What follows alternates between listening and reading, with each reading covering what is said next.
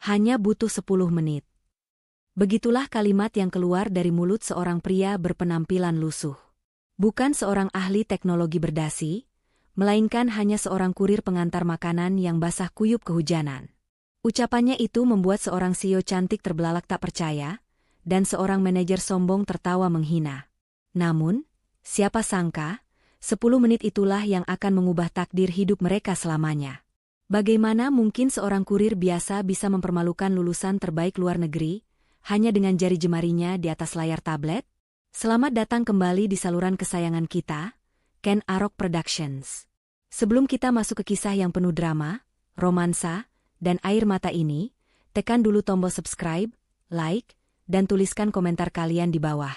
Saya doakan, bagi kalian yang sudah subscribe dan like video ini, semoga Allah melimpahkan rezeki yang deras seperti air mengalir, diberikan kesehatan yang paripurna, keberkahan dalam setiap langkah, dan kebahagiaan yang tak henti-hentinya bersama keluarga tercinta.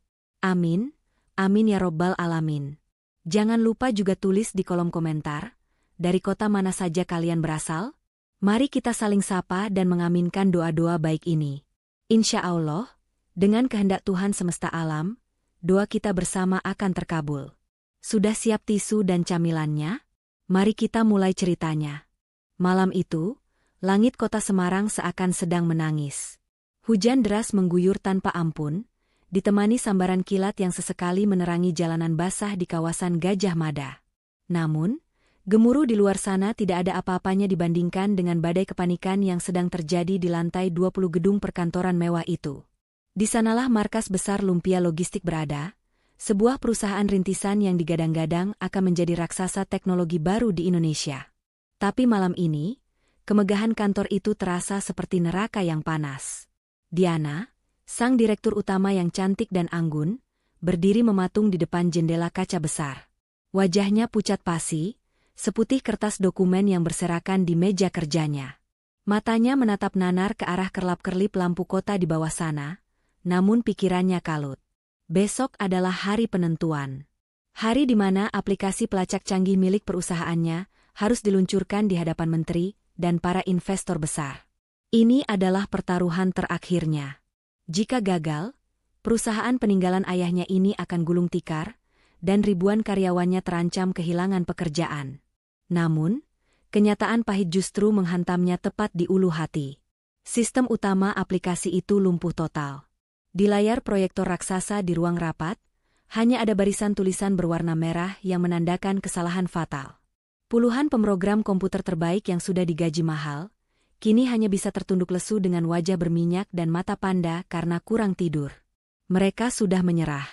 Keheningan yang mencekam itu tiba-tiba pecah oleh suara bentakan kasar. Fikri, tunangan Diana sekaligus direktur operasional perusahaan, sedang meluapkan amarahnya. Pria itu mondar-mandir dengan wajah merah padam, menunjuk-nunjuk wajah para karyawan yang ketakutan. Kalian ini lulusan mana sih? Kerja begini saja tidak becus. Teriak Fikri, suaranya menggema memantul di dinding ruang rapat. Saya gaji kalian mahal bukan untuk melihat layar merah itu. Kalau besok sistem ini tidak jalan, kalian semua saya pecat.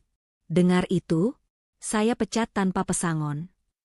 Diana memijat pelipisnya yang berdenyut nyeri. Dia berbalik, mencoba menenangkan tunangannya itu, meski hatinya sendiri rapuh. Sudahlah, Mas Fikri. Marah-marah tidak akan menyelesaikan masalah. Mereka sudah berusaha 3 hari 3 malam tanpa pulang. Ucap Diana lirih, suaranya terdengar lelah dan putus asa. Fikri menoleh dengan tatapan tajam, seolah Diana pun ikut bersalah dalam kekacauan ini. Kamu terlalu lembek, Diana. Ini bisnis, bukan yayasan sosial. Kalau proyek ini gagal, kita hancur. Mau ditaruh di mana muka aku di depan kolega bisnis nanti? Bukannya memberi solusi, Fikri justru semakin menambah beban pikiran Diana. Pria itu hanya peduli pada gengsi dan reputasinya sendiri. Diana menghela napas panjang, menahan air mata yang sudah menggenang di pelupuk matanya. Dia merasa sendirian di tengah keramaian ini. Tidak ada bahu untuk bersandar, tidak ada solusi yang terlihat. Ruangan ber-AC itu terasa begitu dingin menusuk tulang, namun keringat dingin justru mengucur di punggung Diana. Jarum jam di dinding terus berdetak, seolah mengejek mereka bahwa waktu peluncuran semakin dekat, sementara harapan semakin menipis. Di saat ketegangan memuncak itulah, tak ada yang menyadari bahwa pintu lift barang di ujung lorong terbuka perlahan. Seseorang akan datang, bukan membawa solusi teknologi, melainkan membawa aroma nasi goreng yang akan mengubah jalannya takdir malam itu. Di tengah ketegangan yang nyaris memecahkan pembuluh darah itu, tiba-tiba tercium aroma yang sangat asing menyusup ke dalam ruangan rapat yang dingin. Bukan aroma parfum mahal atau bau kopi yang sudah basi di meja, melainkan aroma gurih tumisan bumbu rempah, kecap manis, dan babat yang menggugah selera. Aroma khas nasi goreng babat, kuliner legendaris kota Semarang, seketika memecah konsentrasi para karyawan yang sedang tertekan. Semua mata sontak tertuju ke arah pintu kaca. Di sana berdiri seorang pemuda yang penampilannya sangat kontras dengan kemewahan kantor itu. Dia mengenakan jaket oranye lusuh yang warnanya sudah memudar dimakan matahari, lengkap dengan celana panjang yang digulung sebatas betis. Tubuhnya basah kuyup. Air hujan menetes deras dari ujung rambut dan jaketnya, menciptakan genangan kecil di atas karpet mahal kantor tersebut. Di tangannya, dia menjinjing 2 kantong plastik besar berisi tumpukan kotak makanan. Pemuda itu bernama Akmal. Dia tampak ragu-ragu sejenak, menyadari tatapan tajam belasan pasang mata yang mengarah padanya. Namun, tanggung jawab untuk mengantarkan amanah membuatnya memberanikan diri melangkah masuk. "Permisi, selamat malam," ucap Akmal dengan suara yang sopan namun tegas. "Maaf saya langsung masuk. Pak Satpam di depan sedang tidak ada di pos, dan saya takut makanannya keburu dingin kalau menunggu terlalu lama." Hening. Tidak ada yang menjawab. Hanya suara AC yang mendengung dan tetesan air dari baju Akmal yang jatuh ke lantai. Tik, tik, tik. Fikri menatap Akmal dengan pandangan jijik, seolah-olah ada kotoran yang baru saja masuk ke istananya. Dia menutup hidungnya dengan sapu tangan, merasa terganggu dengan bau air hujan yang bercampur aroma bawang. "Siapa yang suruh kamu masuk ke sini?" "Hah?" sembur Fikri ketus. "Taruh saja di meja depan. Lihat itu. Air dari bajumu bikin kotor karpet kantor saya. Kamu tahu berapa harga karpet ini? Gaji kamu setahun juga tidak akan cukup buat ganti rugi kalau ini rusak." Akmal hanya menunduk sedikit, tidak ingin mencari masalah. "Maaf, Pak. Saya hanya menjalankan tugas," jawabnya singkat. Dia berjalan perlahan menuju meja panjang di tengah ruangan untuk meletakkan pesanan tersebut. Saat Akmal menaruh bungkusan nasi goreng itu, matanya tanpa sengaja melirik ke arah layar proyektor raksasa yang masih menyala terang di dinding. Cahaya merah dari pesan kesalahan sistem memantul di kacamata tebalnya yang sedikit berembun. Sebagai seseorang yang pernah menghabiskan ribuan jam di depan komputer usang, mata jeli Akmal langsung menangkap pola aneh pada barisan kode yang rumit itu. Gerakannya terhenti. Dia tidak segera beranjak pergi. Matanya menyipit, membaca baris demi baris logika pemrograman yang terpampang di sana. Tanpa sadar, mulutnya bergumam pelan, sangat pelan, namun cukup terdengar di ruangan yang sunyi itu. Itu, perintah pengulangannya bertabrakan sama basis data utama. Pantas saja sistemnya macet, kuncinya tidak ditutup. Gumam Akmal lirih, seolah sedang berbicara pada dirinya sendiri. Dia tidak sadar bahwa gumaman kecil itu akan menjadi awal dari badai besar yang akan mengguncang ruangan tersebut. Gumaman lirih Akmal tadi, yang seharusnya hilang tertelan suara hujan, ternyata sampai ke telinga Fikri. Telinga pria itu sepertinya sangat sensitif jika menyangkut harga dirinya yang merasa terancam. Fikri yang sedari tadi mondar-mandir penuh emosi langsung menghentikan langkahnya. Dia memutar tubuhnya cepat, menatap Akmal dengan mata melotot, seolah baru saja mendengar lelucon paling tidak lucu sedunia. "Apa kamu bilang?" sentak Fikri, nadanya tinggi dan meremehkan. Dia melangkah mendekat, memperpendek jarak dengan Akmal hingga aroma parfum mahalnya bertabrakan dengan bau apek baju basah Akmal. "Loping? Basis data? Heh, Mas Ojol. Kamu pikir kamu siapa? Hah? Jangan sok tahu." Fikri tertawa, sebuah tawa sumbang yang penuh penghinaan. Dia menoleh ke arah tim pemrogramnya yang sedang stres, mencoba mencari dukungan untuk ejekannya. "Dengar itu semuanya? Tukang antar makanan ini mau mengajari kita soal coding. Lucu sekali. Sekolah saja mungkin kamu tidak lulus, berani-beraninya mengomentari sistem perusahaan level nasional. Ini bukan resep nasi goreng yang bisa kamu aduk sembarangan. Tahu? Dengan gerakan kasar, Fikri merogoh saku celananya, mengeluarkan beberapa lembar uang berwarna merah. Dia meremas uang itu dan melemparkannya begitu saja ke lantai, tepat di dekat sepatu butut Akmal yang berlumpur. Ambil uang tip ini, dan keluar dari sini sekarang. Jangan kotori udara di ruangan ini dengan sok pintarmu itu, bentak Fikri lagi. Suasana ruangan itu hening mencekam. Para karyawan menahan napas, merasa kasihan namun tak berani membela. Mereka mengira Akmal akan memungut uang itu lalu lari ketakutan, atau mungkin marah dan memukul Fikri. Namun, dugaan mereka salah besar. Akmal tidak bergerak 1 milimeter pun untuk mengambil uang itu. Dia berdiri tegak, wajahnya tenang laksana air danau yang tidak terusik lemparan batu. Dia tidak menatap Fikri yang sedang berapi-api. Sebaliknya, mata di balik kacamata tebal itu menatap lurus ke arah Diana yang duduk lemas di kursi ujung meja. Akmal melihat keputusasaan yang mendalam di mata wanita cantik itu, sebuah tatapan meminta tolong yang tak terucap. Dengan perlahan, Akmal mengangkat tangannya, menunjuk ke arah jam dinding yang terus berdetak. "Bu Diana," panggil Akmal dengan suara yang dalam dan berwibawa, mengabaikan Fikri yang masih melongo karena diacuhkan. "Saya lihat ibu adalah orang baik yang sedang butuh jalan keluar. Izinkan saya menyentuh keyboard itu. Beri saya waktu 10 menit. Cuma 10 menit." Diana mendongak, terkejut mendengar keberanian pemuda itu. Fikri hendak memotong, tapi tatapan tajam Akmal menghentikannya sejenak. 10 menit, Bu," lanjut Akmal dengan penuh keyakinan. "Kalau dalam 10 menit saya gagal membereskannya, atau kalau sistemnya malah makin rusak, saya akan ganti harga semua nasi goreng ini 10 kali lipat. Saya pertaruhkan gaji saya bulan ini. Bagaimana?" Tantangan itu menggantung di udara, terdengar gila dan tidak masuk akal.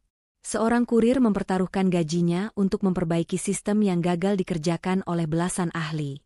Apakah ini kebodohan, atau sebuah keajaiban yang menyamar? "Jangan gila kamu, Diana," seru Fikri panik, matanya membelalak tak percaya. Dia melangkah maju, berusaha menghalangi pandangan Diana ke arah Akmal. "Kamu mau menyerahkan nasib perusahaan ini ke tangan orang asing? Lihat dia. Dia cuma kurir. Bagaimana kalau dia malah mencuri data kita? Bagaimana kalau dia malah memasukkan virus? Pikirkan logika bisnisnya, Diana."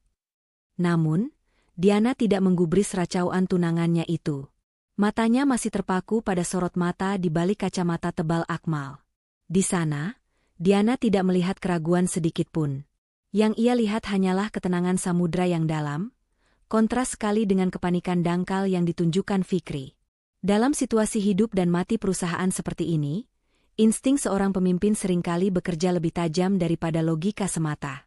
Dan malam ini, insting Diana berteriak kencang, "Percayalah pada pemuda ini." "Minggir, Mas," ucap Diana dingin, menepis tangan Fikri.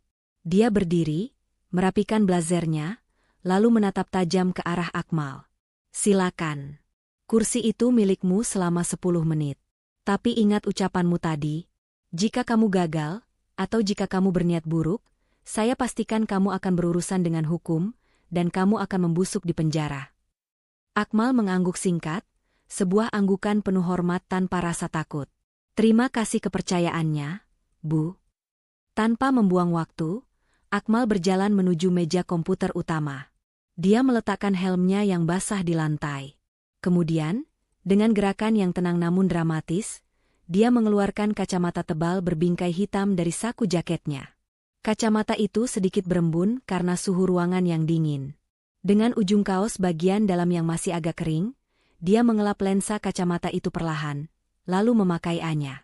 Seketika, aura pemuda lusuh itu berubah. Dia bukan lagi kurir yang kedinginan, dia terlihat seperti seorang maestro yang bersiap memimpin orkestra. Akmal duduk di kursi ergonomis mahal itu, yang terasa sangat empuk dibandingkan jok motornya yang keras. Jari jemarinya yang kasar dan kapalan, tanda pekerja keras, menggantung sejenak di atas papan ketik mekanikal yang menyala warna-warni. "Waktu dimulai dari sekarang," desis Fikri sinis sambil mengetuk-ngetuk jam tangannya dengan tidak sabar. "Siap-siap saja saya panggil satpam untuk menyeretmu." Dan dimulailah pertunjukan itu. Tak Tak, tak, tak. Suara ketikan jari Akmal terdengar begitu cepat dan berirama, seolah dia sedang memainkan piano dengan tempo tinggi. Dia tidak menggunakan tetikus atau mouse sama sekali. Tangannya menari lincah di atas keyboard, berpindah dari satu jendela kode ke jendela lain dengan kecepatan yang membuat mata orang biasa sakit melihatnya. Para pemrogram senior yang tadinya skeptis, kini mulai mendekat satu persatu. Awalnya mereka ingin mencemooh, tapi begitu melihat apa yang dilakukan Akmal di layar, rahang mereka jatuh. Akmal tidak menghapus kode yang mereka buat. Dia melakukan bypass, membedah jantung algoritma yang macet, memotong jalur perintah yang buntu, dan menyuntikkan skrip perbaikan baru yang ditulis secara real-time. Gila. Bisik salah satu staf senior, matanya tak berkedip. Dia menulis patch manual tanpa melihat dokumentasi. Logika macam apa ini? Fikri yang tidak mengerti teknis hanya bisa mendengus kesal, mondar-mandir seperti setrikaan panas, berharap Akmal melakukan kesalahan. Sementara Diana, dia menahan napasnya, tangannya mencengkeram sandaran kursi. Jantungnya berdegup kencang seiring berkurangnya waktu. 5 menit berlalu. 7 menit. 9 menit. Keringat dingin mulai menetes di pelipis Akmal, bercampur dengan sisa air hujan. Matanya bergerak liar memindai ribuan baris kode. Suasana ruangan hening total, bahkan suara napas pun terdengar jelas. Hingga akhirnya, tepat di detik-detik terakhir, waktu seakan berjalan dalam gerakan lambat. Di layar jam dinding, jarum detik menyapu angka 9, 10, 11. Menandakan bahwa batas waktu 10 menit itu nyaris habis. Fikri sudah membuka mulutnya, bersiap melontarkan cacian kemenangan dan memanggil satpam untuk menyeret pemuda lancang itu keluar. Senyum sinis sudah terukir di wajahnya. 9 menit 50 detik. Waktumu habis, Mas Ojol. Minggir kau. Namun, kalimat Fikri terpotong di tenggorokan. Tepat sebelum detik terakhir berganti, jari telunjuk Akmal menekan tombol enter dengan satu hentakan yang tegas dan penuh perasaan. Klik. Detik berikutnya, keajaiban itu terjadi. Layar proyektor raksasa yang selama 3 hari terakhir berwarna merah darah dengan tulisan System Error, tiba-tiba berkedip sekali. Hitam sejenak, lalu perlahan berubah menjadi warna hijau terang yang menyejukkan mata. Di tengah layar, muncul tulisan besar dengan huruf kapital yang tegas, Sistem Online. Dalam setful. Ruangan itu hening seketika. Hening yang benar-benar sunyi, seolah oksigen di ruangan itu baru saja disedot habis. Tidak ada yang berani bersuara. Mata para pemrogram senior terbelalak nyaris keluar, mulut mereka menganga tak percaya.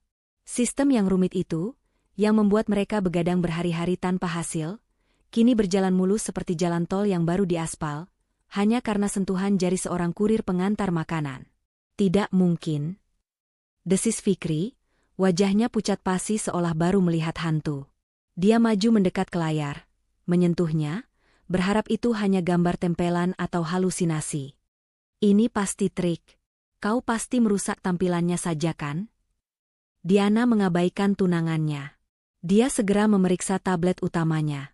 Semua data mengalir lancar, grafik kinerja server naik stabil. Ini nyata. Aplikasi pelacak logistik mereka sudah hidup dan siap diluncurkan. Diana menutup mulutnya dengan tangan, menahan tangis haru yang meledak di dadanya. Perusahaannya selamat. Warisan ayahnya terselamatkan. Di tengah euforia bisu itu, Akmal tidak menunggu tepuk tangan. Dia justru memanfaatkan momen kebingungan orang-orang untuk mengetikkan satu baris kode terakhir di terminal komputer. Bukan perintah pemrograman, melainkan sebuah pesan komentar tersembunyi yang disisipkan di antara ribuan baris kode rumit itu. Semangat Bu Bos. Jangan lupa makan, nanti sakit lambung. Senang. Setelah menekan tombol simpan, Akmal segera berdiri. Dia menyambar helmnya yang tergeletak di lantai, lalu melirik jam tangannya dengan panik. Waduh, sudah lewat 10 menit. Biaya parkir di bawah pasti nambah 2.000 perak ini. Gumamnya polos, seolah dia baru saja tidak melakukan hal yang menyelamatkan perusahaan bernilai miliaran rupiah. Tanpa berpamitan, tanpa meminta bayaran ganti rugi, dan tanpa menoleh lagi, Akmal menyelinap keluar melalui pintu darurat di pojok ruangan. Sosoknya menghilang di balik tangga beton yang dingin, kembali ke dalam kegelapan malam Semarang. Saat Diana akhirnya tersadar dari rasa syukurnya dan menoleh ke kursi tempat Akmal tadi duduk, kursi itu sudah kosong. Hanya tersisa aroma nasi goreng yang mulai dingin dan jejak basah di karpet yang menjadi saksi bisu bahwa pahlawan tak dikenal itu pernah ada di sana. "Mana dia?" tanya Diana panik, mengedarkan pandangan ke seluruh ruangan. Mana orang yang mengerjakan ini tadi? Namun tidak ada yang tahu. Sang penyelamat telah pergi, meninggalkan teka-teki besar dan sebuah pesan cinta yang tersembunyi di dalam barisan angka biner. Kepergian pemuda misterius itu meninggalkan jejak kebisuan yang panjang di ruang rapat.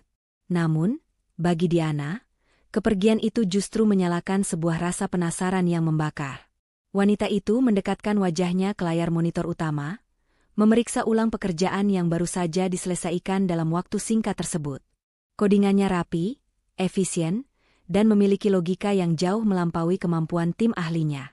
Namun, yang membuat jantung Diana berdesir bukan hanya kecanggihan teknisnya, melainkan sebaris kalimat kecil berwarna abu-abu yang terselip di antara ribuan baris perintah mesin. "Semangat Bu Bos. Jangan lupa makan, nanti sakit lambung." Sebuah senyuman tipis, yang sudah lama hilang dari wajah cantik Diana, perlahan terukir di bibirnya. Di tengah tekanan bisnis yang mematikan dan tunangan yang hanya peduli pada citra, justru seorang kurir asing yang peduli pada kesehatan lambungnya. Fikri yang melihat senyum itu langsung merasa gerah. Dia hendak membuka mulut untuk kembali mencemooh, namun Diana mengangkat tangannya tegas, membungkam pria itu tanpa kata-kata. "Rina, panggil manajer HRD ke sini sekarang juga." Perintah Diana pada asistennya, suaranya terdengar bertenaga kembali. "Buka riwayat pesanan aplikasi ojek daring tadi. Saya mau nama, nomor telepon, dan lokasi terkini pengantar makanan itu. Jangan pulang sebelum kalian menemukannya. Kita butuh dia." Keesokan harinya, matahari pagi Semarang bersinar terik, seolah ikut bersemangat menyaksikan babak baru kisah ini. Berbekal data pelacakan dari aplikasi, mobil sedan mewah berwarna hitam mengkilap milik Diana membelah keramaian lalu lintas menuju kawasan Pasar Johar. Kontras sekali pemandangannya. Mobil seharga miliaran rupiah itu harus merayap pelan di antara becak, angkutan umum, dan hiruk-pikuk pedagang pasar yang menjajakan dagangannya. Di sebuah pangkalan ojek yang sederhana, di bawah naungan pohon rindang dekat parkiran pasar, target operasi Diana terlihat sedang bersantai. Akmal, masih dengan jaket oranye kebanggaannya, duduk santai di bangku kayu panjang. Di tangan kanannya ada sepotong tempe mendoan hangat, dan di tangan kirinya segelas es teh plastik. Dia sedang tertawa lepas mendengarkan lelucon rekan-rekan sesama pengemudi. Wajahnya terlihat begitu damai, tanpa beban, sangat berbeda dengan wajah tegang orang-orang berdasi di kantor Diana. Diana meminta sopirnya berhenti. Dia membuka pintu mobil dan melangkah turun. Hak sepatu tingginya mengetuk aspal pasar yang berdebu. Kehadirannya seketika menyedot perhatian. Para tukang ojek, pedagang, hingga kuli panggul terdiam, menatap sosok wanita anggun berbalut blazer mahal yang seolah salah alamat itu. Akmal yang sedang asyik mengunyah tempe mendoan hampir tersedak saat menyadari siapa yang berjalan ke arahnya. Dia buru-buru menelan makanannya, lalu berdiri dengan canggung, mengelap tangannya yang berminyak ke celana jeansnya. "Loh, Bu Bos?" sapa Akmal dengan mata melotot jenaka di balik kacamatanya. "Waduh, ada komplain apa lagi ini, Bu? Perasaan nasi goreng semalam tidak basi, kok? Atau kembaliannya kurang?" Diana berdiri tepat di hadapan Akmal, melipat kedua tangannya di dada. Dia menatap pemuda itu dari ujung kaki sampai ujung kepala. Ada rasa kagum yang ia coba sembunyikan di balik wajah dingin profesionalnya. "Nasi gorengnya enak," jawab Diana datar. "Tapi kamu meninggalkan sesuatu yang lebih berharga daripada kembalian uang receh di kantor saya. Ikut saya sekarang." Tidak ada penolakan. Akmal garuk-garuk kepala yang tidak gatal, bingung. "Ikut kemana, Bu? Saya lagi nunggu orderan masuk ini, poin saya belum tutup target. Lagian saya belum bayar gorengan ini sama Bu Yati. Saya yang bayar semua dagangan gorengan Bu Yati hari ini untuk teman-temanmu." Potong Diana cepat, membuat para tukang ojek di belakang bersorak girang. "Sekarang masuk mobil. Kita perlu bicara serius soal masa depan kamu."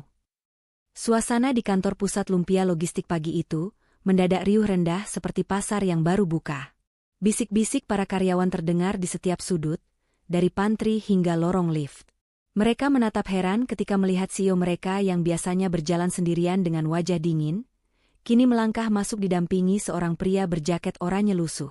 Akmal, yang merasa dirinya seperti alien di planet asing, berjalan canggung sambil memeluk helmnya erat-erat, mencoba tersenyum ramah pada setiap orang yang melongo melihatnya.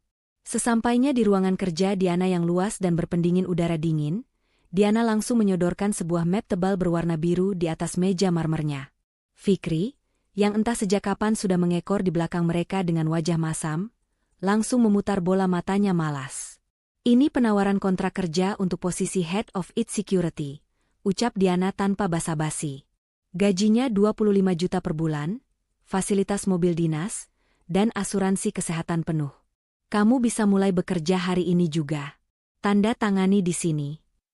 Fikri tersedak ludahnya sendiri mendengar angka itu. "Diana, kamu gila? 25 juta untuk tukang ojek yang bahkan tidak punya pengalaman korporat? Ini penyalahgunaan wewenang namanya," protes Fikri keras. Namun, reaksi Akmal justru lebih mengejutkan daripada protes Fikri. Pemuda itu malah tertawa renyah, seolah Diana baru saja menceritakan lelucon lucu. Dia menutup map itu perlahan dan menggesernya kembali ke arah Diana. "Waduh, Bu Bos. Terima kasih banyak. Sungguh. Tapi saya tidak bisa terima," tolak Akmal santai. Diana mengernyitkan dahi, bingung. "Kurang? Kamu mau minta berapa? 30 juta? "Bukan soal uang, Bu," sela Akmal, wajahnya berubah serius namun tetap rendah hati. "Saya ini cuma lulusan SMA. Kuliah saja tidak selesai. Kalau Ibu langsung jadikan saya manajer, satu kantor bakal ribut. Nanti dikira saya pakai jalur, orang dalam, atau main dukun. Lagi pula, saya tidak biasa duduk manis main tunjuk-tunjuk orang." "Terus kamu maunya bagaimana? Potensi kamu itu mubazir kalau cuma di jalanan," desak Diana, yang semakin kagum dengan prinsip pemuda ini. Akmal mengetuk-ngetuk dagunya berpikir. "Begini saja, Bu. Izinkan saya masuk lewat jalur tes seperti karyawan biasa. Beri saya posisi paling bawah dulu. IT support merangkap general affair juga boleh. Jadi kalau server aman, saya bisa bantu pasang galon air atau benerin AC bocor. Yang penting halal dan tidak bikin orang syirik." Diana terdiam sejenak, menatap mata Akmal dalam-dalam. Tidak ada ambisi serakah di sana, hanya ketulusan murni. Akhirnya, senyum tipis mengembang di bibir Diana. "Baik, kalau itu maumu. Kamu diterima sebagai staf IT support umum. Tapi ada satu syarat dari saya," kata Diana tegas. "Apa itu, Bu?" Diana menekan tombol intercom di mejanya. "HRD, tolong siapkan meja kerja baru untuk saudara Akmal. Taruh mejanya tepat di depan ruangan kaca saya. Pastikan sudut pandangnya lurus ke arah meja saya, dan jangan ada partisi yang menghalangi." Akmal melongo. "Loh, kok di situ, Bu? Itu kan area VIP. Supaya saya bisa mengawasi kinerja kamu setiap detik. Kalau kamu malas-malasan, potong gaji," jawab Diana dengan nada ketus yang dibuat-buat, padahal dalam hatinya, ia hanya ingin bisa mencuri pandang pada penyelamat perusahaannya itu setiap saat. Akmal hanya bisa pasrah sambil menggaruk kepalanya yang tidak gatal. "Siap, Bu Bos. Asal jangan disuruh jadi model majalah dinding kantor saja." Begitulah hari pertama Akmal dimulai. Di satu sisi dia adalah jenius yang menjaga keamanan siber perusahaan, tapi 5 menit kemudian dia terlihat sedang memanggul galon air mineral untuk dispenser di ruang rapat, membuat para karyawati senyum-senyum sendiri melihat pemandangan unik itu. Tanpa sadar, benih-benih cerita baru mulai tumbuh di antara sekat-sekat meja kantor. Seminggu bekerja bersama, Akmal mulai menyadari satu hal tentang bos cantiknya. Di balik topeng wanita besi yang selalu tampil sempurna, Diana sebenarnya menyimpan kelelahan yang luar biasa. Sore itu, tekanan di kantor mencapai puncaknya. Telepon di meja Diana tidak berhenti berdering. Tumpukan berkas setinggi gunung, dan tentu saja, rengekan Fikri yang meminta anggaran baru membuat kepala Diana serasa mau pecah. Tanpa pamit pada siapapun, Diana menyambar tas tangannya dan menghilang dari gedung pencakar langit itu. Insting Akmal bekerja lebih cepat daripada CCTV kantor. Ketika melihat kursi kebesaran di balik kaca itu kosong, dia tahu kemana harus mencari. Bukan ke mal mewah atau restoran bintang 5, melainkan ke tempat di mana waktu seolah berjalan lebih lambat di Semarang, kota lama. Benar saja, di sebuah bangku taman kayu di Taman Sri Gunting, tepat di samping gereja Blenduk yang ikonik dengan kubah merahnya, Diana duduk sendirian. Dia menatap kosong ke arah burung-burung merpati yang berterbangan, membiarkan angin sore menerpa wajahnya yang tampak lelah. Bu Bos, kalau lagi cemberut begitu, nanti dikira patung Belanda lo sama turis. Celetuk sebuah suara yang akrab. Diana tersentak kaget. Dia menoleh dan mendapati Akmal sudah berdiri di sampingnya, masih dengan seragam kantor yang lengannya digulung santai. Di kedua tangannya, Akmal memegang 2 kon es krim gelato yang mulai meleleh. "Akmal, kamu ngikutin saya?" tanya Diana, setengah kesal setengah senang karena tidak jadi sendirian. "Bukan ngikutin, Bu. Cuma memastikan aset berharga perusahaan tidak hilang diculik," jawab Akmal terkekeh sambil menyodorkan 1 es krim rasa stroberi. "Nih, makan yang manis-manis dulu. Kata orang, gula itu obat stres paling murah meriah." Diana menerima es krim itu dengan ragu. Perlahan, dia menjilat es krim dingin itu. Manisnya stroberi dan dinginnya es, seolah meluruhkan ketegangan di saraf-saraf otaknya. Mereka pun duduk berdampingan, menikmati sore di antara bangunan-bangunan tua yang estetik. Obrolan mengalir begitu saja, bukan tentang target perusahaan atau saham, melainkan tentang mimpi-mimpi sederhana yang terkubur. "Tahu nggak, Mal?" ucap Diana sambil menatap langit yang mulai jingga. "Kadang saya capek harus pura-pura kuat. Semua orang berpikir saya sukses karena warisan ayah. Saya ingin membuktikan kalau saya bisa berdiri sendiri, bukan cuma boneka cantik di kursi direktur." Akmal mengangguk paham, menatap Diana dengan pandangan lembut yang tulus.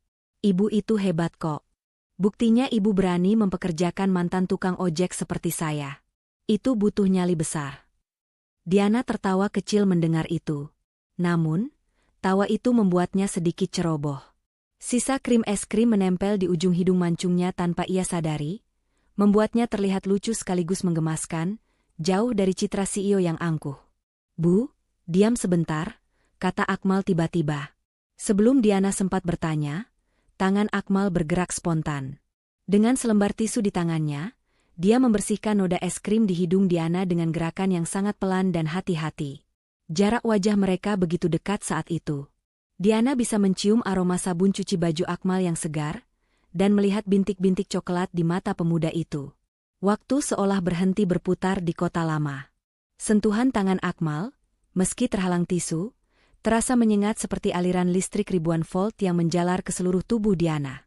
Wajah putih Diana seketika merona merah, semerah langit senja di atas mereka. Jantungnya berdegup kencang, sebuah irama yang sudah lama tidak ia rasakan. Akmal yang menyadari kecanggungan itu segera menarik tangannya, ikut salah tingkah sambil menggaruk tengkuknya. "Maaf, Bu. Belepotan kayak anak kecil sih." Diana memalingkan wajah, berusaha menyembunyikan senyum malunya. Sore itu, di bawah bayang-bayang gedung tua, tembok tebal yang memisahkan status sosial mereka perlahan mulai runtuh, digantikan oleh jembatan perasaan yang mulai terhubung. Namun, kebahagiaan itu ibarat pelangi yang muncul sesaat sebelum badai besar datang menghantam. Kedekatan antara Diana dan Akmal yang semakin hari semakin terlihat alami, ternyata memantik api neraka di hati seseorang. Fikri, sang tunangan yang posisinya mulai tergeser, mengamati semuanya dengan tatapan setajam elang yang mengincar mangsa.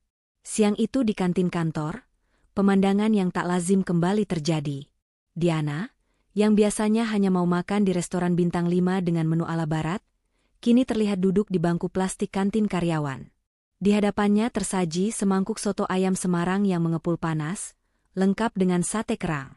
Dia tertawa lepas, tawa yang begitu renyah dan jujur, saat mendengarkan cerita Akmal yang duduk di sebelahnya. Akmal tampak sedang mempraktikkan gaya bicara tukang parkir pasar yang kocak, membuat Diana tersedak kuah soto karena geli. Dari sudut ruangan, Fikri meremas gelas kopinya hingga penyok. Darahnya mendidih. Bukan hanya karena cemburu melihat wanitanya dekat dengan pria lain, tapi harga dirinya sebagai lulusan universitas ternama merasa diinjak-injak. Bagaimana mungkin seorang mantan kurir lulusan SMA bisa membuat Diana lebih bahagia daripada dirinya yang seorang direktur? Fikri merasa posisinya terancam, baik di hati Diana maupun di perusahaan. Kurang ajar, desis Fikri pelan, matanya menyeratkan niat jahat. Kalau aku biarkan, lama-lama si udik ini bakal mengambil semuanya. Aku harus bertindak sebelum terlambat. Kesempatan emas itu akhirnya datang saat jam istirahat siang. Terdengar suara adzan zuhur berkumandang dari masjid di seberang kantor. Akmal, yang tak pernah melalaikan kewajibannya meski sibuk, segera mengambil air wudhu dan pergi ke mushola di lantai bawah. Dia meninggalkan meja kerjanya dalam keadaan komputer menyala, karena sedang memproses pembaruan sistem untuk presentasi besar besok lusa. Melihat kursi Akmal kosong, Fikri tersenyum licik. Lorong kantor sedang sepi karena karyawan lain sedang makan siang. Dengan langkah cepat namun hati-hati, Fikri menyusup ke meja kerja Akmal. Jantungnya berdegup kencang, campuran antara takut ketahuan dan kegembiraan akan dendam yang terbalaskan. Tangan Fikri dengan cekatan mengeluarkan sebuah flash disk kecil dari saku jasnya. Di dalamnya sudah tersimpan sebuah program jahat, sebuah malware tipe bom waktu yang dirancang khusus untuk merusak tatanan data. Maaf ya, Mas Ojol. Karirmu di sini cuma seumur jagung, bisik Fikri dengan senyum menyeringai. Dia menancapkan flash disk itu ke CPU komputer Akmal. Jemarinya menari di atas keyboard, menyalin kode perusahaan itu dan menyembunyikannya jauh di dalam folder sistem yang akan dipresentasikan Akmal nanti. Malware itu diatur sedemikian rupa. Dia akan tidur tenang sekarang. Namun tepat saat Akmal membuka file presentasi di depan klien penting nanti, bom digital itu akan meledak, mengacak-acak semua data dan membuat tampilan layar menjadi kekacauan total. Setelah selesai, Fikri mencabut flash disknya dan merapikan kembali letak mouse agar tidak mencurigakan. Dia melangkah pergi dengan perasaan puas, membayangkan wajah hancur Akmal saat dipermalukan di depan umum nanti. Jebakan tikus telah dipasang, dan kini sang pemangsa tinggal menunggu mangsanya masuk dengan sukarela. Hari yang dinanti-nanti sekaligus ditakuti itu akhirnya tiba. Matahari pagi Semarang bersinar terik, seolah menjadi lampu sorot raksasa bagi panggung drama yang akan segera dimainkan. Ruang rapat utama kantor Lumpia Logistik telah disulap menjadi arena pertunjukan kelas atas. Karpet merah digelar, bunga segar menghiasi setiap sudut, dan aroma kopi premium menyeruak di udara. Tamu yang hadir bukan sembarangan. Perwakilan dari Kementerian Perhubungan dan beberapa investor asing duduk dengan wajah serius, siap menilai apakah perusahaan Diana layak memegang proyek nasional senilai ratusan miliar. Diana duduk di ujung meja, tampak anggun namun gelisah. Sesekali ia merapikan blazernya, matanya mencuri pandang ke arah Akmal yang berdiri di samping layar presentasi. Hari ini, Akmal tampak berbeda. Kemeja flanel dan jaket oranye lusuhnya telah berganti dengan setelan jas rapi pemberian Diana. Meski terlihat agak kaku karena tidak terbiasa, aura kecerdasannya tetap memancar kuat.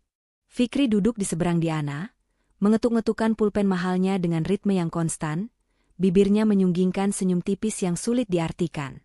Silakan, Saudara Akmal. Tunjukkan pada kami masa depan logistik Indonesia, ucap Pak Menteri membuka sesi. Akmal mengangguk sopan. Dengan percaya diri, ia mulai menjelaskan fitur-fitur canggih aplikasi ciptaannya. Awalnya, semua berjalan mulus. Grafik kinerja melesat naik, simulasi pelacakan berjalan real-time tanpa hambatan. Para investor mulai mengangguk kagum, dan Diana bisa merasakan beban berat di pundaknya perlahan terangkat. Senyum bangga terukir di wajah cantiknya. Namun, tepat ketika Akmal hendak mendemonstrasikan fitur keamanan data, fitur pamungkas yang menjadi andalan mereka, bencana itu terjadi. Tanpa peringatan, layar proyektor berkedip hebat. Grafik yang tadinya rapi tiba-tiba berubah menjadi garis-garis kacau tak beraturan. Angka-angka statistik berubah menjadi karakter acak yang berantakan. Lebih parahnya lagi, sistem tiba-tiba memunculkan jendela pop-up peringatan bertuliskan, data corrupted, yang berkedip merah menyakitkan mata, diikuti dengan terhapusnya baris data penting di depan mata kepala semua orang. Kepanikan melanda ruangan. Para investor saling berbisik, wajah Pak Menteri berubah masam. Akmal terpaku, jemarinya menari panik di atas papan ketik mencoba mengendalikan situasi, tapi sistem sama sekali tidak merespons. Apa-apaan ini? Kenapa datanya hilang semua? Teriak salah satu investor marah. Di saat itulah, Fikri melancarkan aksinya. Dia melompat berdiri, Wajahnya dipasang dengan ekspresi kaget yang dibuat-buat namun sangat meyakinkan. "Ya Tuhan, Akmal, apa yang kamu lakukan?" hardik Fikri keras. Dengan gerakan cepat, Fikri menyambungkan laptopnya sendiri ke layar utama, menampilkan sebuah log aktivitas palsu yang sudah ia siapkan. "Lihat ini, Bapak Ibu sekalian. Lihat log aktivitas server pagi ini." Di layar, terpampang bukti palsu bahwa akun Akmal telah mengakses server inti dan menghapus berkas sistem secara massal pada jam istirahat. Di sana tertulis keterangan aktivitas, gaming mode activated. Dia menjadikan server utama kita sebagai server game pribadi saat jam kerja. Tuduh Fikri berapi-api, telunjuknya mengarah tepat ke wajah Akmal. Karena kelalaiannya ingin bermain game dengan komputer kantor yang canggih, dia menimpa data penting perusahaan. Ini bukan kesalahan teknis. Ini sabotase karena ketololan dan ketidakprofesionalan. Akmal menggeleng kuat, wajahnya pucat. "Tidak, Pak, itu bohong. Demi Tuhan saya sedang sholat saat jam itu, saya tidak menyentuh komputer sama sekali." "Halah, maling mana ada yang mau ngaku?" potong Fikri kasar. "Data tidak bisa bohong. Akmal, kamu pikir karena kamu bisa memperbaiki sistem sekali, kamu bisa seenaknya main-main dengan proyek negara? Dasar tidak tahu diri." Diana terdiam membeku di kursinya. Hatinya menjerit ingin membela Akmal, tapi bukti data yang disajikan Fikri terpampang jelas dan tak terbantahkan secara logika. Ruangan itu kini bukan lagi tempat presentasi bisnis, melainkan pengadilan jalanan di mana Akmal menjadi terdakwa tanpa pembela. Suasana ruang rapat yang tadinya elegan kini berubah menjadi medan perang emosi. Teriakan kemarahan para investor menggema, memantul di dinding kaca yang dingin. "Ini penipuan. Kalian tidak siap. Kami tarik semua investasi kami," ancam perwakilan kementerian sambil membanting tumpukan proposal ke meja. Kata-kata itu menghujam dada Diana seperti belati. Wajahnya pucat pasi, bibirnya bergetar menahan tangis yang mendesak keluar. Reputasi perusahaan yang dibangun ayahnya dengan darah dan keringat, kini diambang kehancuran total hanya dalam hitungan detik. Diana menatap Akmal. Hatinya menjerit, intuisinya berteriak bahwa pemuda dengan mata tulus itu tidak mungkin melakukan hal sebodoh itu. Dia ingat bagaimana Akmal merawat ibunya, bagaimana dia memperbaiki sistem dengan penuh dedikasi, dan bagaimana dia membersihkan es krim di hidungnya dengan lembut. Namun, di hadapannya kini terbentang bukti teknis yang disodorkan Fikri. Logika bisnis dan tekanan dari dewan direksi memaksanya untuk mematikan perasaannya. Dia tersudut. Dia harus memilih, menyelamatkan perusahaannya dengan mengorbankan satu orang, atau membela orang itu dan membiarkan perusahaannya hancur lebur. Dengan kaki yang terasa berat seperti dipasung besi, Diana perlahan bangkit dari kursinya. Ruangan yang riuh seketika senyap, menunggu keputusan sang ratu. Diana menarik napas panjang yang terasa menyakitkan di paru-paru. Dia menatap Akmal, dan untuk sesaat, waktu seolah berhenti. Dia melihat Akmal tidak menunduk takut, melainkan menatapnya dengan pandrah, seolah mengerti posisi sulit yang Diana hadapi. "Akmal." Suara Diana terdengar parau, pecah di tengah kalimat. Dia berdeham, berusaha mengembalikan wibawa CEO-nya meski hatinya remuk. "Bukti teknis menunjukkan adanya kelalaian fatal dari pihakmu. Demi menjaga integritas perusahaan di mata klien dan investor, saya tidak punya pilihan lain." Diana memejamkan matanya sejenak, air mata tertahan di sudut pelupuk. "Mulai detik ini, kamu saya berhentikan secara tidak hormat. Silakan kemasi barang-barangmu dan tinggalkan gedung ini." Fikri tersenyum puas di balik telapak tangannya. Dia menang. Namun, dia salah menilai Akmal. Pemuda itu tidak mengamuk, tidak juga memohon-mohon sampai berlutut. Akmal tahu, jika dia membela diri sekarang, keributan akan semakin panjang dan nama Diana akan semakin tercoreng karena dianggap tidak becus mengurus bawahan. Demi menjaga kehormatan wanita yang dicintainya itu, Akmal memilih menelan pil pahit fitnah ini sendirian. Dengan gerakan perlahan, Akmal melepaskan lanyard kartu identitas karyawannya dari leher. Dia meletakkannya dengan hati-hati di atas meja, tepat di depan Diana. "Saya mengerti, Bu. Maafkan saya jika kehadiran saya mengecewakan Ibu," ucap Akmal lembut, suaranya tenang namun menyayat hati. Dia menatap Diana sekali lagi, tatapan perpisahan yang dalam. Terima kasih sudah pernah memberi kesempatan pada orang kecil seperti saya untuk bermimpi. Jaga kesehatan ibu, jangan lupa makan. Tanpa menoleh ke arah Fikri, Akmal membalikkan badan. Langkah kakinya terdengar sunyi di atas karpet tebal, meninggalkan ruangan mewah yang kini terasa sesak oleh rasa bersalah. Punggungnya yang tegap perlahan menghilang di balik pintu, membawa pergi kebenaran yang terkubur, meninggalkan Diana yang akhirnya terduduk lemas dengan air mata yang tumpah membasahi pipi. Hari itu, Diana tidak hanya kehilangan karyawan terbaiknya, dia kehilangan separuh jiwanya. Pepatah mengatakan, sudah jatuh, tertimpa tangga pula. Mungkin itulah kalimat yang paling tepat untuk menggambarkan nasib Akmal saat ini. Seminggu setelah ia diusir secara memalukan dari gedung pencakar langit itu, langit seolah benar-benar runtuh menimpa bahunya. Belum kering luka di hatinya akibat fitnah keji yang menghancurkan karirnya, takdir kembali menghantam dengan pukulan yang jauh lebih mematikan.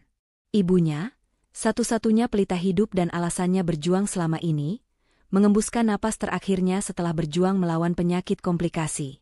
Di sebuah kamar rumah susun yang sempit di Bandar Harjo, Akmal duduk bersimpuh dalam kesunyian yang mencekam. Aroma kapur barus masih tercium samar. Ia merasa menjadi manusia paling gagal di dunia. Dipecat sebagai pencuri, dan kini menjadi anak yatim piatu yang sebatang kara. Rasanya ia ingin menyerah saja, membiarkan dirinya tenggelam dalam keputusasaan. Namun, saat ia merapikan tempat tidur peninggalan almarhumah, tangannya menyentuh sebuah buku catatan tua lusuh di bawah bantal. Di dalamnya, terselip uang tabungan recehan yang jumlahnya tak seberapa, beserta tulisan tangan ibunya yang gemetar, untuk modal Akmal bikin komputer canggih. Ibu percaya Akmal orang hebat, bukan orang jahat. Membaca itu, air mata Akmal tumpah tak terbendung. Ia meraung, menumpahkan segala sesak di dada. Namun, tangisan itu bukan tanda menyerah, melainkan sebuah titik balik. Ia mengusap wajahnya kasar, matanya kini menyala dengan tekad baru.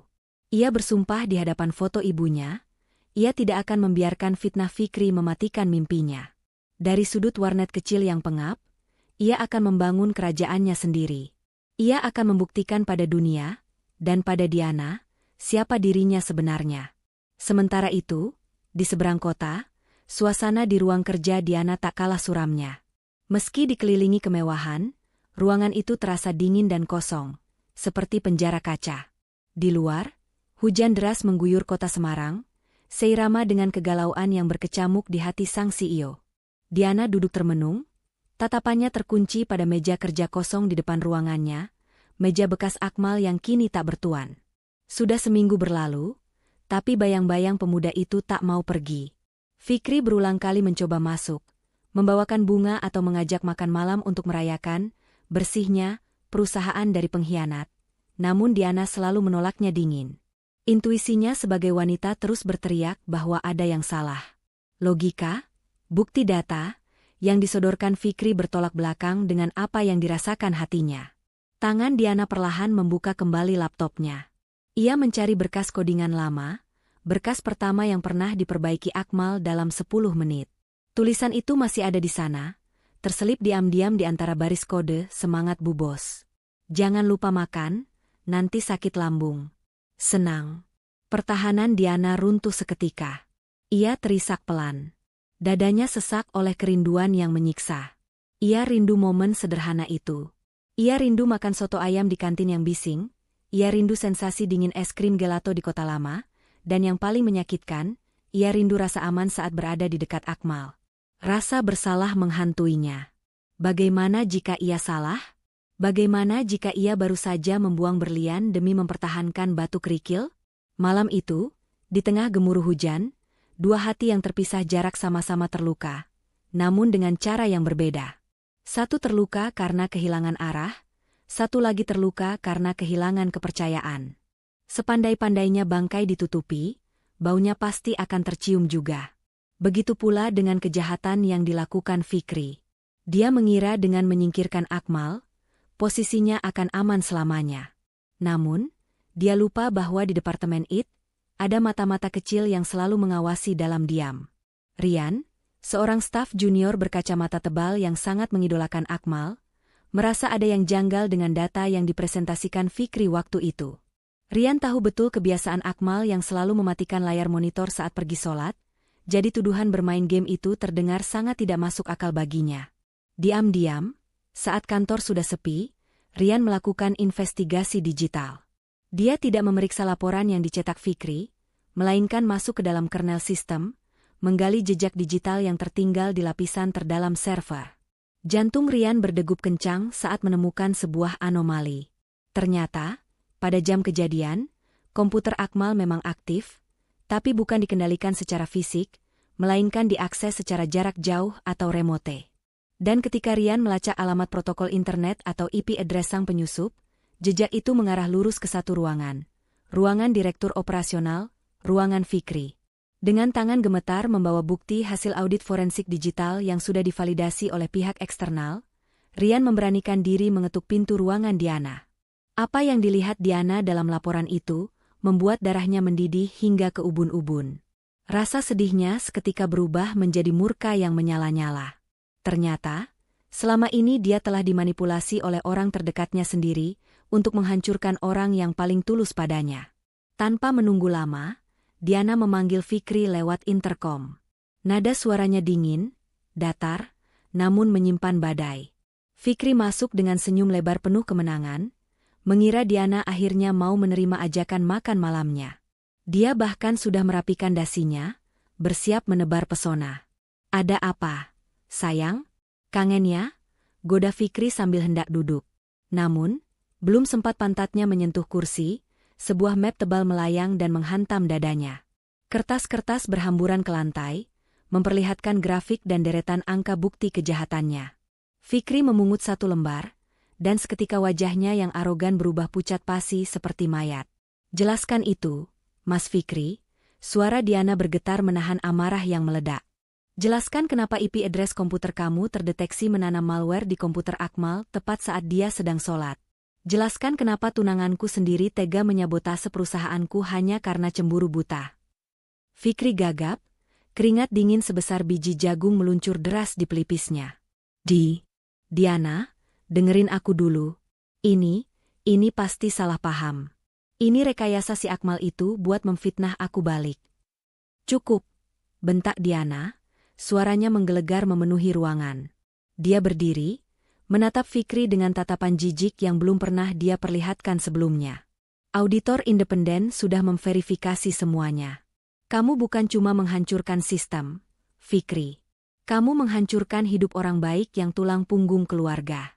Kamu membuat dia dipecat saat ibunya sekarat. Di mana hati nuranimu?"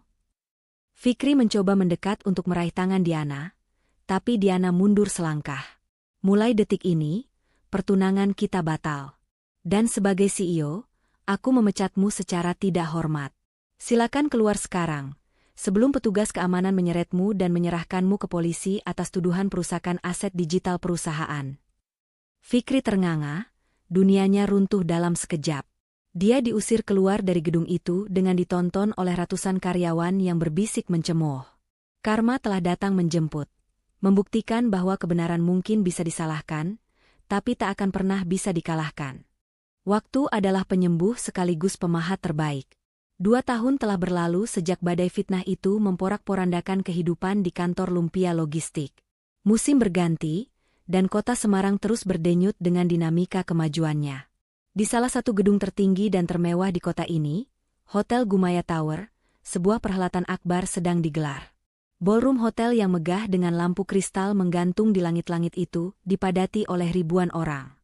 Mereka adalah para pengusaha, investor, dan pegiat teknologi yang hadir dalam seminar nasional bertajuk Masa Depan Digital Indonesia. Di barisan paling depan, di kursi VIP yang dilapisi bludru merah, duduklah Diana. 2 tahun ini telah mengubahnya. Dia semakin cantik, semakin matang, dan perusahaannya kini telah pulih sepenuhnya setelah bersih dari tangan-tangan kotor seperti Fikri. Namun, di balik riasan wajahnya yang sempurna dan senyum profesionalnya, ada kekosongan yang tak bisa disembunyikan dari sorot matanya. Sejak membatalkan pertunangannya, Diana menutup rapat pintu hatinya. Dia menjadi wanita karir yang dingin, tenggelam dalam pekerjaan untuk melupakan rasa bersalah yang masih menghantuinya setiap malam. Acara seminar itu berjalan membosankan bagi Diana. Dia sudah sering mendengar teori-teori bisnis yang klise. Dia baru saja hendak beranjak pergi ke toilet untuk menyegarkan diri, ketika suara pembawa acara menggema lantang, menahan langkah kakinya. Hadirin sekalian, tibalah kita di puncak acara. Mari kita sambut pembicara utama kita. Sosok inspiratif yang merintis usahanya dari sebuah warnet kecil di pinggiran pelabuhan, dan kini berhasil membawa aplikasinya menjadi unicorn baru kebanggaan Indonesia. Aplikasi yang telah membantu ribuan nelayan sejahtera. Berikan tepuk tangan yang meriah untuk CEO Nelayan.id, Bapak Akmal Prasetya. Jantung Diana seakan berhenti berdetak mendengar nama itu. Tubuhnya kaku, terpaku di kursi. Dia menoleh cepat ke arah panggung. Pintu samping panggung terbuka. Cahaya lampu sorot menyilaukan mata mengarah ke satu titik. Dari sana, keluarlah sosok pria yang membuat seisi ruangan menahan napas karena kagum. Itu Akmal. Tapi, itu bukan Akmal si kurir lusuh dengan jaket oranye pudar yang dulu sering Diana lihat. Pria yang berjalan tegap menuju podium itu, mengenakan setelan jas navy yang dipotong sempurna mengikuti bentuk tubuhnya yang atletis. Rambutnya ditata rapi, menampilkan keningnya yang cerdas. Kacamata tebal yang dulu membuatnya terlihat nerd, kini diganti dengan kacamata berbingkai stylish yang justru menambah aura karismatiknya. Langkah kakinya mantap, penuh percaya diri, seolah panggung dunia memang diciptakan untuknya. Diana menutup mulutnya dengan tangan, matanya berkaca-kaca tak percaya. Akmal. Desisnya lirih, nyaris tak terdengar. Dulu, dia adalah atasan yang memandang Akmal dari balik meja direktur.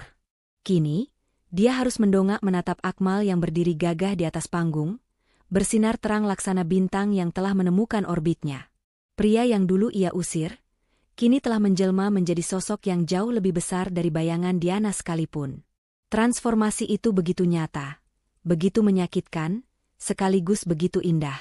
Sang ulat bulu yang dulu dihina, kini telah menjadi kupu-kupu raja yang terbang tinggi, meninggalkan kepompong masa lalunya yang pahit. Suara bariton Akmal memenuhi setiap sudut ballroom, menghipnotis ribuan pasang telinga yang hadir. Dia tidak berbicara dengan bahasa teknis yang rumit dan membosankan. Sebaliknya, dia bercerita tentang para nelayan tua di pesisir Tambak Lorok yang kini bisa menjual hasil tangkapan mereka dengan harga adil berkat aplikasinya. Dia berbicara tentang teknologi yang memanusiakan manusia. Aura kepemimpinannya begitu kuat, membuat siapapun lupa bahwa pria di atas panggung itu dulunya pernah dihina hanya karena jaket ojek yang basah. Ketika sesi tanya-jawab dibuka, puluhan tangan teracung ke udara, berebut ingin bertanya pada sang bintang baru. Namun, mata Akmal seolah memiliki radar sendiri. Tatapannya menyapu barisan depan, lalu berhenti tepat di satu titik. Di sana, Diana mengangkat tangannya perlahan, ragu-ragu, dengan jari yang sedikit gemetar. Ya, silakan. Ibu yang mengenakan blazer merah marun di barisan depan, ucap moderator mempersilakan. Seorang petugas menyodorkan mikrofon kepada Diana. Saat Diana berdiri, lampu sorot ruangan perlahan mengarah padanya. Hening sejenak. Ribuan mata kini menatap Diana, sang CEO wanita yang namanya sudah dikenal di Semarang. Namun, bagi Diana saat itu, dunia seakan kosong. Hanya ada dia dan Akmal. Jantungnya berdegup kencang, bukan karena demam panggung, melainkan karena rasa haru dan rindu yang membuncah. Selamat siang, Pak Akmal, sapa Diana, suaranya terdengar bergetar menahan emosi. Dia menarik napas panjang, mencoba menenangkan diri. Saya Diana, dari Lumpia Logistics. Saya hanya ingin bertanya satu hal. Akmal tersenyum tipis di atas panggung. Senyum yang tenang, teduh, dan memaafkan. Dia mengangguk, memberi isyarat agar Diana melanjutkan. Anda pernah mengalami kegagalan besar dan ketidakadilan di masa lalu. Apa yang membuat Anda mampu bangkit dari titik terendah itu dan berdiri tegak di sini sekarang? Siapa inspirasi terbesar Anda? Tanya Diana. Matanya berkaca-kaca, menyiratkan permintaan maaf yang tersirat di balik pertanyaan formal itu. Akmal terdiam sejenak. Dia memegang mikrofonnya erat-erat, menatap lurus ke manik mata Diana. Tidak ada dendam di sana, hanya ada rasa hormat yang mendalam. Pertanyaan yang bagus, Bu Diana, jawab Akmal tenang. Jujur, saya hampir menyerah. Saya pernah merasa dunia ini tidak adil bagi orang kecil seperti saya. Tapi, saya teringat pada seseorang. Akmal melangkah maju sedikit ke bibir panggung, membuat suasana semakin intim. Ada seorang wanita hebat yang pernah memberikan saya waktu 10 menit. Di saat orang lain menutup mata dan telinga, wanita itu berani mempertaruhkan reputasinya hanya untuk percaya pada kemampuan seorang kurir lusuh. Meskipun keadaan memisahkan kami dengan cara yang tidak baik, kepercayaan yang dia berikan dalam 10 menit itulah yang menjadi bahan bakar saya. Dia mengajarkan saya bahwa kepercayaan adalah mata uang termahal di dunia. Kesuksesan saya hari ini, sebagian besar saya dedikasikan untuk keberanian wanita itu. Jawaban itu menggema, menyentuh hati setiap orang di ruangan itu. Tepuk tangan membahana, gemuruh mengapresiasi kerendahan hati sang CEO muda.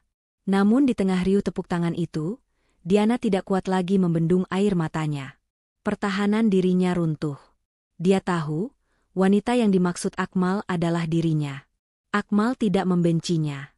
Akmal justru menjadikannya inspirasi. Diana kembali duduk sambil menutup wajahnya dengan sapu tangan, menangis dalam diam. Tangisan itu bukan lagi tangisan penyesalan, melainkan tangisan kelegaan.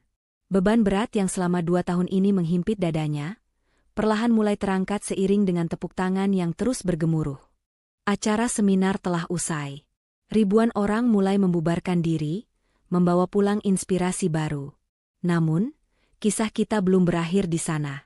Di sebuah balkon VIP di lantai teratas Hotel Gumaya, jauh dari hiruk-pikuk keramaian, 2 sosok manusia berdiri berdampingan menghadap gemerlap lampu kota Semarang yang terhampar indah di bawah sana. Angin malam yang dingin berhembus pelan, namun tidak mampu mendinginkan suasana canggung yang menyelimuti mereka berdua. Diana berdiri sambil meremas pagar pembatas balkon. Matanya bengkak sisa menangis tadi. Di sampingnya, Akmal melonggarkan dasinya, membiarkan angin mengacak sedikit rambutnya yang rapi. Dia tidak lagi terlihat seperti CEO perusahaan besar yang baru saja dipuja-puja, melainkan kembali menjadi Akmal yang sederhana dan hangat. "Maafin aku, Mal." Suara Diana memecah keheningan, lirih dan parau. Dia tidak berani menatap wajah pria di sampingnya. "Aku bodoh banget dulu. Aku lebih percaya data palsu daripada hati nuraniku sendiri. Aku jahat. Aku memecat kamu saat kamu sedang berduka. Aku." Kalimat Diana terputus oleh isak tangis yang kembali pecah. Bahunya terguncang hebat. Rasa bersalah yang dipendam selama 2 tahun itu tumpah ruah seperti bendungan jebol. Akmal menghela napas panjang, lalu tersenyum lembut. Dia memutar tubuhnya menghadap Diana. Tanpa ragu, tangannya terulur, bukan untuk memeluk, melainkan menyodorkan sapu tangan bersih dari saku jasnya. "Udah dong, Bu Bos. Jangan nangis terus," ucap Akmal dengan nada bercanda yang khas, mencoba mencairkan suasana. "Jelek tahu kalau CEO nangis sampai ingusan begitu. Nanti saham perusahaannya turun loh kalau investor lihat." Diana tertawa kecil di sela tangisnya, menerima sapu tangan itu. "Kamu tuh ya, masih saja bisa bercanda. Padahal aku sudah hancurin hidup kamu." "Hancurin?" Akmal menggeleng pelan. Matanya menatap lampu-lampu di simpang 5. "Justru aku harus berterima kasih, Di. Kalau kamu gak pecat aku waktu itu, mungkin aku masih nyaman jadi staff IT yang kerjanya benerin AC bocor di kantor kamu. Karena sakit hati itu, aku jadi punya tenaga buat lari kencang. Sakit hati itu bahan bakar terbaik, Di." Mendengar Akmal memanggilnya, "Di," bukan, "Bu Bos," lagi, hati Diana berdesir hangat. Sekat formalitas itu runtuh seketika. Akmal kemudian merogoh saku jas bagian dalamnya. Dia mengeluarkan sebuah benda kecil, sebuah flash disk tua yang warnanya sudah kusam. Dia meletakkannya di telapak tangan Diana. "Ini apa?" tanya Diana bingung. "Itu backup data asli presentasi 2 tahun lalu. Sebelum Fikri merusaknya, aku sempat menyalin data murninya ke sini," jelas Akmal. "Aku selalu bawa ini kemana-mana. Aku simpan, jaga-jaga kalau suatu hari kamu butuh bukti atau sekadar butuh kenangan kalau aku nggak pernah hianatin kamu." Diana menggenggam benda kecil itu erat-erat di dadanya. Air matanya menetes lagi, tapi kali ini disertai senyum lebar. "Dasar nerd, masih aja nyimpen barang rongsokan," ledek Diana sambil memukul pelan lengan Akmal. Pukulan yang tidak sakit, melainkan pukulan rindu. Ya kan nerd ini yang dulu bersihin ingus kamu pas makan es krim di kota lama. Balas Akmal tak mau kalah. Keduanya pun tertawa lepas bersama. Suara tawa mereka berpadu dengan angin malam, menyapu bersih sisa-sisa penyesalan dan luka masa lalu. Di balkon itu, di bawah atap langit Semarang, dua hati yang sempat tersesat akhirnya menemukan jalan pulang untuk saling menyapa kembali. Tidak ada lagi atasan dan bawahan, yang ada hanya dua manusia dewasa yang siap memulai lembaran baru. Babak baru hubungan Akmal dan Diana bukanlah kisah cinta ala drama Korea yang penuh kemewahan, melainkan komedi romantis yang hangat dan membumi. Meskipun keduanya kini berstatus sebagai CEO perusahaan besar, gaya pacaran mereka justru kembali ke setelan pabrik. Sederhana, receh, dan bikin senyum-senyum sendiri siapa saja yang melihatnya. Benih-benih cinta yang sempat layu karena salah paham, kini disiram ulang dengan pupuk humor dan ketulusan. Lihat saja kelakuan mereka di malam minggu itu. Alih-alih makan malam di restoran fine dining dengan lilin dan musik klasik, Diana justru menolak dijemput menggunakan mobil sport terbaru Akmal. Wanita cantik itu malah merengek minta dijemput menggunakan motor metik tua milik Akmal, motor butut yang dulu menemani Akmal mengantar makanan saat hujan badai. Kamu yakin, Di? Ini motor shock breakernya sudah mati loh, nanti pinggang kamu encok. Protes Akmal sambil memakaikan helm yang agak kebesaran di kepala Diana. Biarin. Biar aku bisa peluk kamu kencang-kencang kalau lewat jalan berlubang. Jawab Diana manja, lalu melingkarkan tangannya di pinggang Akmal tanpa ragu. Dan begitulah, dua CEO muda itu berkeliling memutari Simpang 5, menyelinap di antara kemacetan kota Semarang, tertawa lepas menikmati angin malam yang menerpa wajah. Orang-orang mungkin melihat mereka sebagai pasangan biasa, tanpa tahu bahwa wanita yang dibonceng itu memegang kendali logistik nasional, dan pria yang menyetir itu adalah raja startup perikanan. Bahagia itu sederhana, sesederhana boncengan motor sambil membicarakan mau makan apa nanti. Kemesraan menggelikan berlanjut di akhir pekan. Diana yang seumur hidup jarang menyentuh dapur, tiba-tiba berambisi ingin memasakkan nasi goreng spesial buat Akmal. Dia ingin membalas budi atas nasi goreng babat yang dulu mempertemukan mereka. Dengan penuh percaya diri, Diana mengacau di dapur apartemen Akmal. Wajahnya cemong kena tepung, apronnya miring sana-sini. Saat hidangan tersaji, bentuknya memang meyakinkan. Tapi begitu suapan pertama masuk ke mulut Akmal, ekspresi wajah pria itu langsung berubah aneh.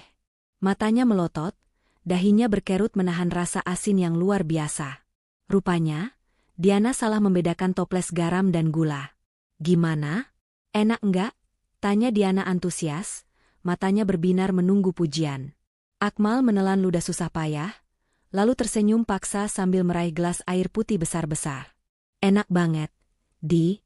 Rasanya otentik, berasa lagi liburan sambil minum air laut di pantai Marina.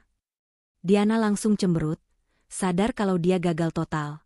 Ih, kamu nyindir ya. Dia memukul lengan Akmal dengan serbet. Tapi Akmal justru tertawa, menghabiskan nasi goreng asin itu sampai tandas demi menghargai usaha kekasihnya.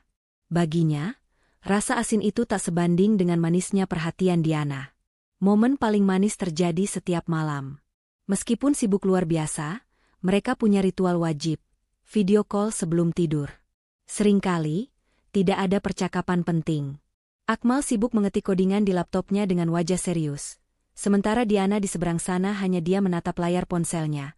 Memandangi wajah fokus Akmal adalah pemandangan terbaik baginya. Kadang, Diana sampai ketiduran dengan ponsel masih menyala, dan Akmal akan membiarkan sambungan tetap terhubung, menemani tidur wanitanya dari kejauhan. Hubungan mereka bukan lagi tentang siapa yang lebih hebat, tapi tentang siapa yang bisa membuat pasangannya merasa pulang. Malam minggu di Semarang biasanya identik dengan keramaian Simpang 5, tapi malam ini Akmal punya rencana lain. Dia mengajak Diana berjalan kaki menyusuri pelataran Lawang Sewu. Gedung bersejarah yang terkenal dengan 1000 pintunya itu, tampak begitu megah dan romantis di bawah sorotan lampu kuning keemasan. Tidak ada kesan angker sama sekali, yang ada hanya kemegahan arsitektur masa lalu yang menjadi saksi bisu perjalanan dua anak manusia masa depan. Saat mereka sedang asyik mengagumi pilar-pilar tinggi gedung itu, tiba-tiba Akmal berhenti mendadak. Dia merogoh saku celananya dengan wajah panik yang dilebih-lebihkan. Dahinya berkerut, Matanya melotot menatap layar ponselnya seolah baru saja melihat pasar saham runtuh. Aduh, gawat, gawat banget, seru Akmal dengan nada urgensi tinggi. Diana yang sedang menikmati suasana langsung ikut panik. Kenapa, Mal? Ada server down lagi? Atau ada nelayan yang kena musibah? Lebih parah dari itu. HP-ku ngebug parah, layarnya nggak mau gerak. Coba kamu benerin, kamu kan CEO teknologi, masa ginian nggak bisa? Keluh Akmal sambil menyodorkan ponselnya ke wajah Diana. Dengan bingung, Diana mengambil ponsel itu. Namun, saat matanya menatap layar, keningnya yang berkerut perlahan mengendur, berganti dengan mata yang membelalak dan mulut yang terbuka kecil. Tidak ada kerusakan sistem di sana. Yang ada hanyalah tampilan layar hitam dengan barisan kode pemrograman berwarna hijau neon yang berkedip pelan. Kode itu bertuliskan sebuah logika sederhana namun mematikan. If, Diana, true_love, grand_program, Marie_me, else system_shutdown. Belum sempat Diana memproses rasa kagetnya, Akmal sudah menurunkan tubuhnya. Di tengah pelataran Lawang Sewu, di bawah cahaya bulan dan lampu sorot yang dramatis, pria itu berlutut dengan satu kaki. Dari saku jasnya, dia mengeluarkan sebuah kotak beleduk kecil berwarna biru tua. Saat dibuka, sebuah cincin emas putih dengan desain minimalis berkilau indah di dalamnya. Ucap Akmal lembut, menatap lekat mata Diana yang mulai basah. Aku sudah bosan makan nasi goreng sendirian. Aku butuh partner seumur hidup buat debuk masalah hidup aku, buat jadi support sistem aku, dan buat jadi ibu dari anak-anakku nanti. Will you execute this program? Diana tertawa di sela air matanya yang tumpah. Dia merasa dikerjai, tapi hatinya berbunga-bunga luar biasa. Dasar programmer bucin.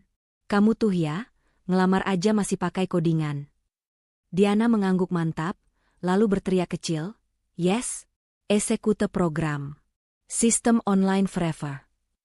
Akmal tersenyum lebar, menyematkan cincin itu di jari manis Diana, lalu berdiri memeluk wanita yang kini resmi menjadi calon istrinya itu. Tepuk tangan dari beberapa pengunjung Lawang Sewu yang kebetulan lewat menjadi musik latar momen bahagia mereka.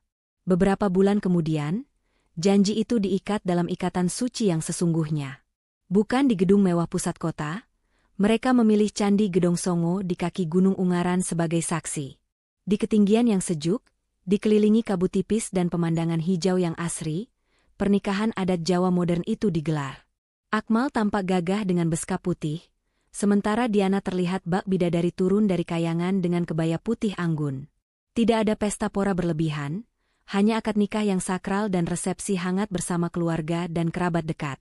Di hadapan penghulu, dengan latar belakang candi kuno yang kokoh, Akmal mengucapkan ijab kabul dalam satu tarikan napas yang mantap. Saya terima nikahnya.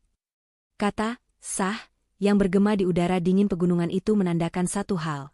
Dua jalur kode yang tadinya berjalan sendiri-sendiri, kini telah bergabung menjadi satu sistem utuh yang tak terpisahkan, siap menghadapi bug dan error kehidupan bersama-sama.